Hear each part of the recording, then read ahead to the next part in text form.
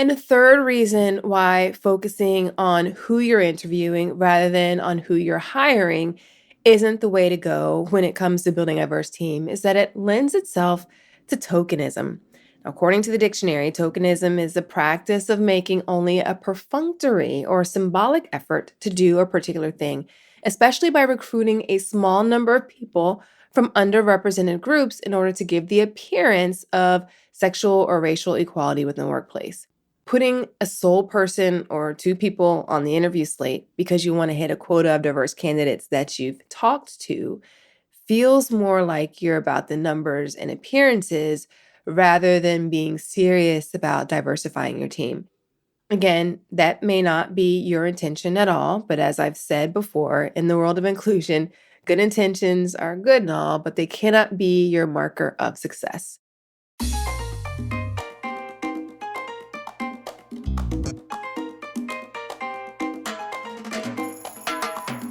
Welcome to Inclusion in Marketing, a show that's all about helping you develop the skills and insights you need to win the attention, adoration, and loyalty of more consumers, especially those with differences that are often ignored by brands. I'm your host, Sonia Thompson, a marketer, inclusive brand strategist, and coach, and someone with a lot of differences. Let's get to it.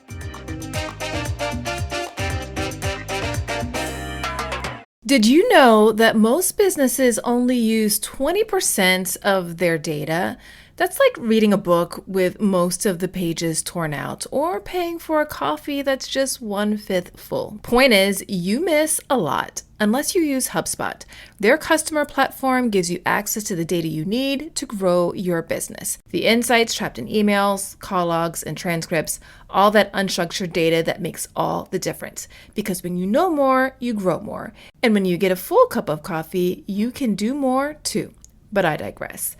Visit HubSpot.com today. In the US, the National Football League, or the NFL, has been working for a long time to build a coaching staff and front office personnel that is more representative of not only the players on the field, but the fans as well. To help them accomplish this goal, they implemented the Rooney Rule. Now, here's what the NFL has to say about the rule on their football operations page on their website. Through hiring best practices, the Rooney Rule aims to increase the number of minorities hired in head coach, general manager, and executive positions. This diversity enriches the game and creates a more effective, quality organization from top to bottom. Now, the original rule, implemented in 2003 and named after Dan Rooney, who at the time was the chairman of the NFL's Workplace Diversity Committee, stated that any NFL team with a head coaching vacancy needed to interview at least one or more diverse candidates for the position before making a new hire. While the rule was well intended as a means to get more diverse talent in these positions, the reality is that this approach came with its own set of issues. For instance, right now, there's a lawsuit against the NFL from at least 3 Black coaches, 2 of which have said they were discriminated against during the hiring process, and another added a claim that the league showed bias overall in their hiring practices. Each of the coaches suing the NFL described among their claims that the interview process they went through for head coaching positions, they were described as a sham to meet Rooney Rule requirements. For one of these cases in particular, it was later revealed that another coach had already been offered the position, even though candidates of color were still being interviewed. The coach who was offered and accepted that position, Mike Mularkey, who was white, confirmed the account during a podcast interview 4 years after the event took place, after he was no longer in that head coaching position. Here's how he described what he called the biggest regret of his career. I sat there knowing that I was the coach in 2016 as they went through this fake hiring process, knowing a lot of the coaches that they were interviewing, knowing how much they prepared to go through those interviews, knowing everything they could do, and they have no chance at getting that job. Malarkey said this on the Inside Pro Football podcast.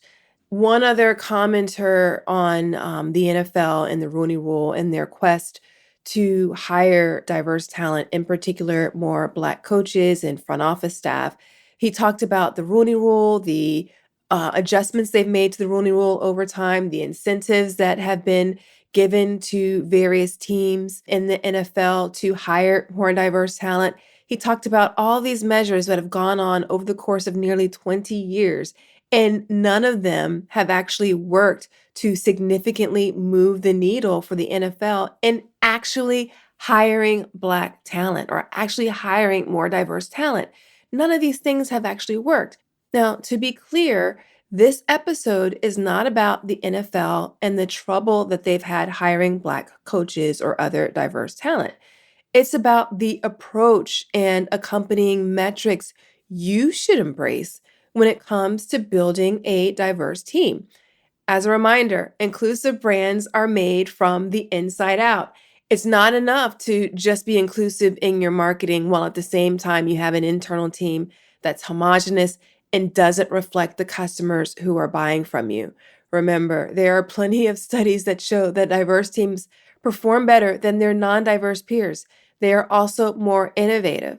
The people that you're serving want to see that the teams of the brands that they are supporting are diverse. That's one of the markers that they use to identify whether or not a brand is authentic in their efforts or if they're just pandering with their marketing campaigns to get their money. Okay, so let's connect the dots with the NFL. As I mentioned, in 20 years of the Rooney Rule, which of course is all about ensuring you interview a minimum number of diverse candidates, the percentage of diverse talent in head coaching and other front office positions hasn't changed significantly. I bring this up because there are a number of companies who've adopted this Rooney Rule like approach when it comes to working to diversify their team. They put targets in place, such as the number of diverse candidates that need to be interviewed for a position, or the number of diverse candidates that need to be interviewed overall. But my point of view is that this approach isn't going to get you the results you seek.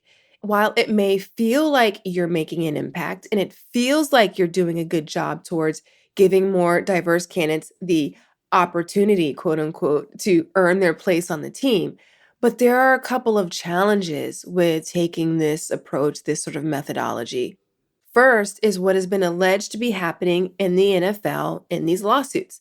Diverse candidates are being interviewed, but they aren't getting the job, not because they aren't qualified, but because the people doing the interview already know who they want and are just interviewing diverse candidates to check a box. No bueno.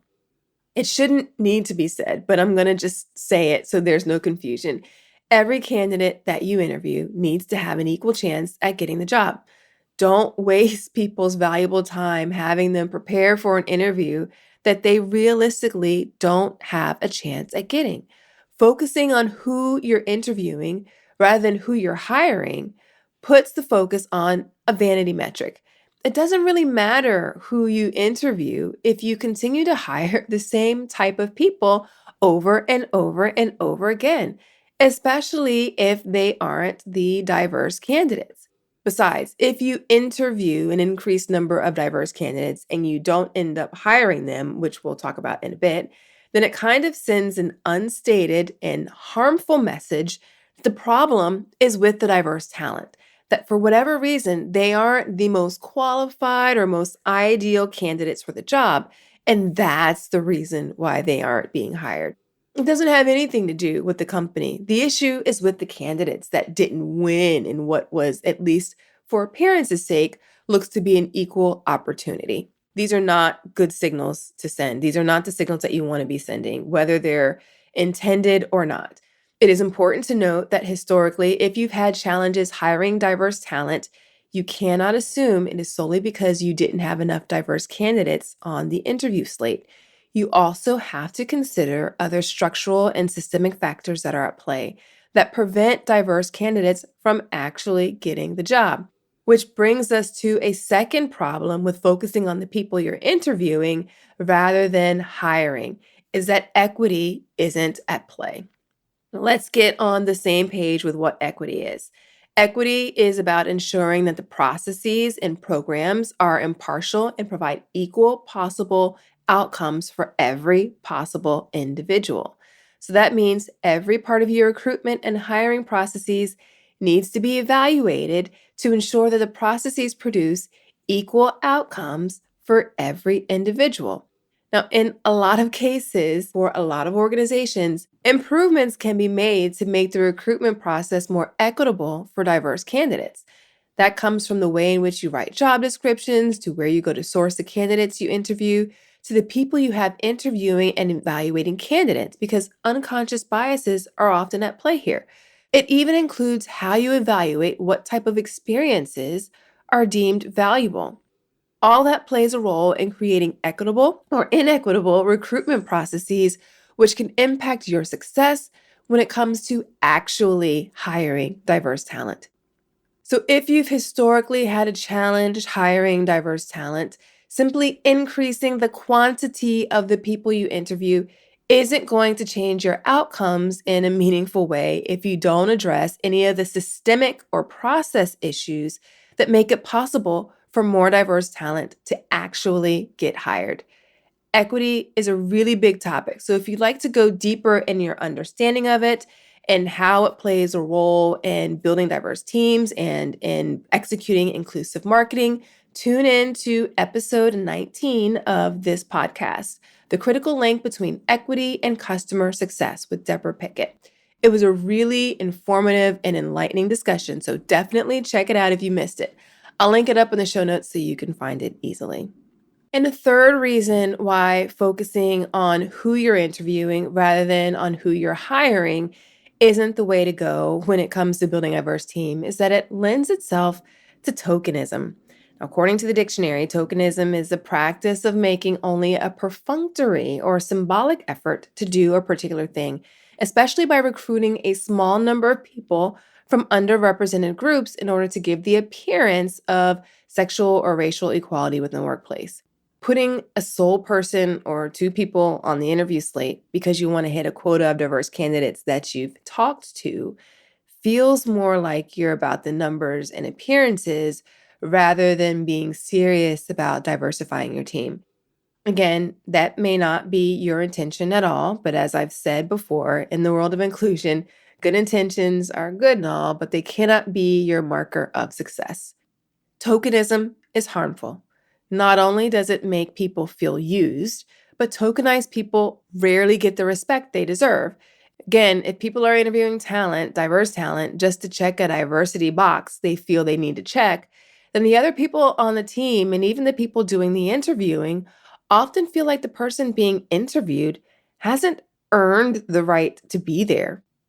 So the diverse talent being interviewed is already at a disadvantage because it's like they are pre-positioned as not as good as the other candidates, and thus they have an uphill battle to climb that other candidates don't have during the interview process. This puts them at an immediate disadvantage. You don't want to put anybody in that position, and especially the diverse talent that you're working to bring onto the team by making them have to fight more to prove themselves or to have to start from a position where other people are already looking down on them because of the reasons why they may think the person is being interviewed. Okay, so I've talked a lot about what I don't recommend you do when it comes to working to build a diverse and representative team. I'll walk you through what you should do right after this short break. Okay, I've got another podcast recommendation for you. It's Augmenters, hosted by Julie Meyer and Jimmy Edgerton, and it's brought to you by the HubSpot Podcast Network, the audio destination for business professionals. So on this show, Julie and Jimmy dive into mentoring and explore ways to augment and refresh the mentoring environment. They're using 8 core principles that weave relevant spirit guides and diverse guests, and Julie and Jimmy use a lot of humor and practical tips to help mentors and mentees get further faster together. There's so many great episodes to tune into for this show, but one that you might find especially interesting is their latest episode, number 120, Mentoring Across Gender, Men as Allies and Mentors. Listen to Augmenters wherever you get your podcasts. All right, so if you shouldn't focus on who you're interviewing as your measure of success in your efforts to diversify your team, what should you focus on? Focus on who you need and then recruit and hire who you need. I was working with a client recently, and one of the things they were looking to do was increase the number of bilingual staff at their local sites. In particular, they wanted to reach Spanish speaking consumers, and that meant that they needed team members that could serve them as well as their English speaking customers. So, what did they go out and do? They went in search of bilingual staff. They adjusted their job descriptions, expanded their recruitment channels, and I counseled them to increase the pay for these staff members because, of course, the skills they had and their job expectations would require them to serve more customers that their non speaking Spanish counterparts wouldn't be able to do. So this client went out and searched for talent based upon what their business needed. And that's what I advise you to do.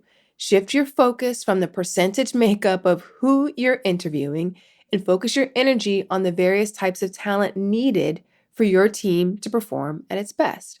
One of the ways I like to explain this goes back to another sports example. When I was younger, I loved baseball and specifically the New York Mets. I was a diehard fan.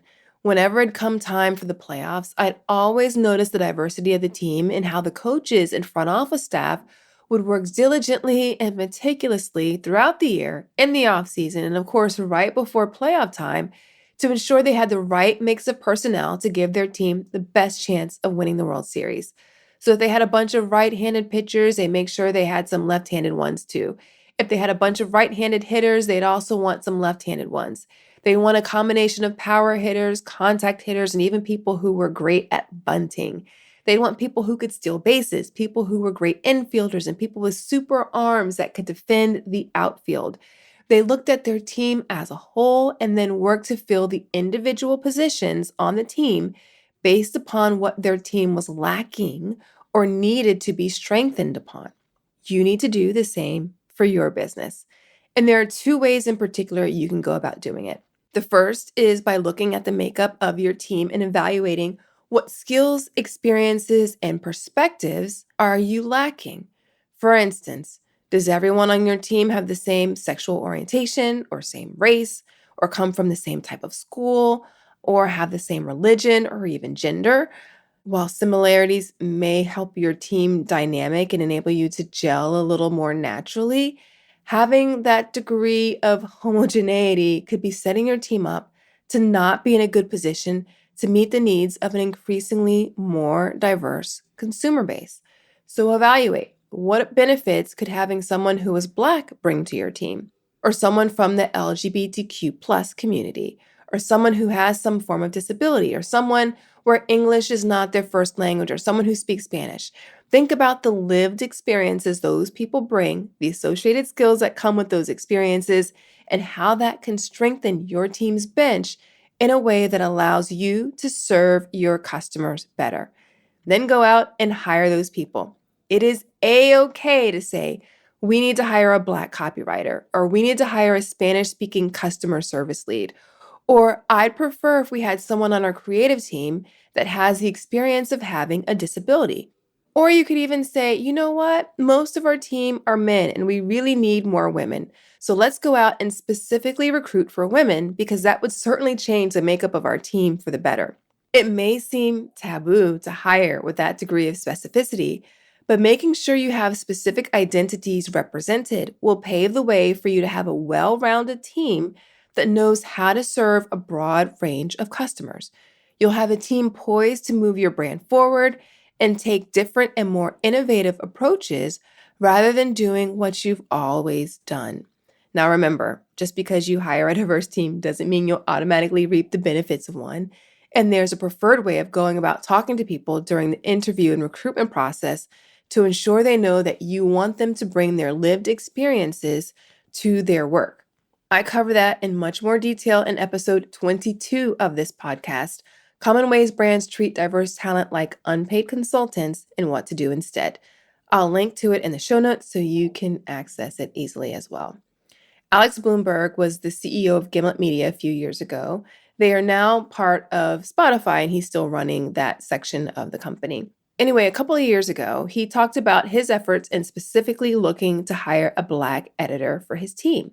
He knew that Black people were a fast-growing audience in podcast listenership, and they had a few shows in their network lined up that specifically spoke to Black culture, and thus they felt they needed a Black editor to support their efforts in shaping their content to better serve Black podcast listeners. That brings me to the second way of going about evaluating who your team needs so you can go out and hire them. Look at the current makeup of your customers or the customers you want to start serving and evaluate what your team needs to look like or what lived experiences your team needs to have to be representative of the people you want to serve. So, the client I mentioned earlier wanted to serve Spanish speakers, so they needed to increase their staff of Spanish speakers. Ideally, that increase wouldn't just be in frontline positions, it'd be in leadership positions throughout their organization as well. So, do you want to reach more people of color? Then make sure you have people of color on your team. And if you don't, go out and hire for it. Why is this important? Because the people you serve need to see themselves or who they aspire to be reflected in your brand's imagery. And part of your brand's imagery, of course, is the people on your team. And perhaps even more important is that having a team that is representative of the people you want to serve, your customers in this instance, positions you to be in a better position to serve those customers. So don't focus your efforts and attention on the vanity metrics of how many diverse candidates you're interviewing. Instead, focus your energy on hiring who your team needs. Not only does it give your team the diversity that it needs without leaving it up to chance, but it also hyper focuses your recruiting efforts. So if you decide your team needs someone from the Black community, your interview slate would be filled with people from this community. If you needed to hire a woman, you go out and recruit in areas where women hang out who have the skills that your team needs. So you can fill your interview roster with them. Not only will this approach focus your efforts, but it will help you diversify your team with the people that you need much faster. Now, this approach may feel uncomfortable, especially as you get started with it. But as you get into it and start seeing the impact it has both on your team and your business, I'm positive you'll become a fan of this approach as well, focusing on hiring who you need rather than focusing on who you interview. That's it for today's episode. If you'd like more support in helping you attract and retain diverse customers and talent, then my program, Inclusive Brand Academy, may be right for you. I cover these topics in my signature proven framework on building an inclusive brand. And if you select the coaching option of the program, you'll get coaching, support, and feedback on your specific questions, challenges, and plans. For more information, visit inclusivebrandacademy.com. And if you'd like today's episode, I'd love it if you'd share it with a friend and leave a rating and review for the show in your podcast player of choice. It really does help more people discover the show. Until next time, remember, everyone deserves to have a place where they belong. Let's use our individual and collective power to ensure more people feel like they do. Thanks so much for listening. Talk soon.